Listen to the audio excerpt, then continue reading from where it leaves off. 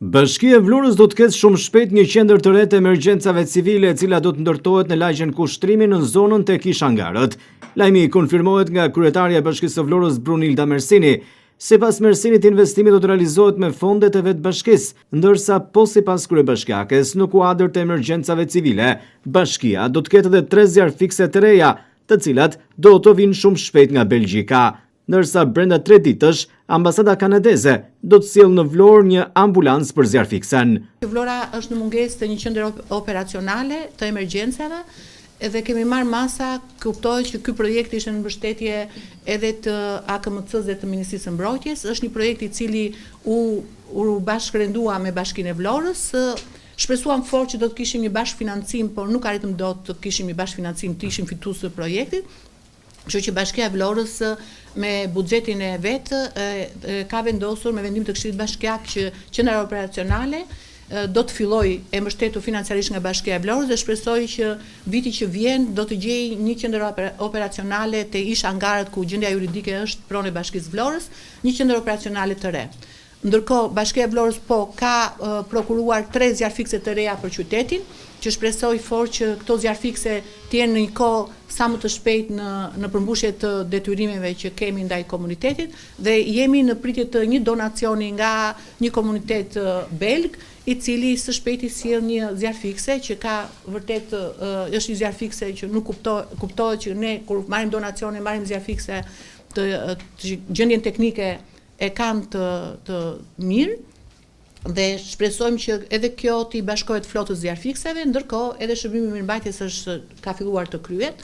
Nga ambasada kanadeze jemi duke marrë këto ditë një ambulancë për zjarfikses, dhe duam që edhe zjarfikset të kenë një ambulancë të tyre, edhe fort edhe mjete të cilat përdoren për sezonin e verës. Në çështje 2-3 ditësh besoj fort që Bashkia e Vlorës e realizon këtë projekt në donacionit të Kanadas. Kryetarja e Bashkisë së Vlorës Brunilda Mersini kërkoi edhe trajtimin financiar të zjarfiksve me një pagë dinjitoze.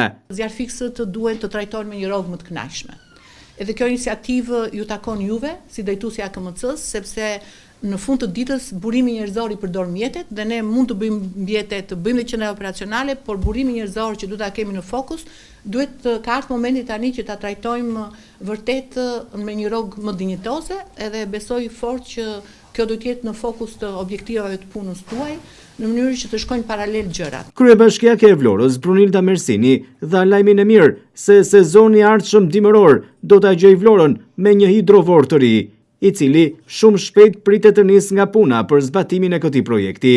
Po ashtu, kryetarja e bashkisë u ndal edhe tek pastrimi i kanalizimeve, ndërsa përmendi investimin e ri që do të nisë shumë shpejt për kanalin e Sjavit, por edhe qemerin e qytetit. Mersini përmendi si shumë të rëndësishëm edhe një studim fizibiliteti për të gjitha ujërat e larta, projekt ky i cili do të nisë zbatimin. Por në mbështetje të projektit AKMC-s dhe Bashkisë Vlorës jemi duke përfunduar pastrimin e kolektorëve.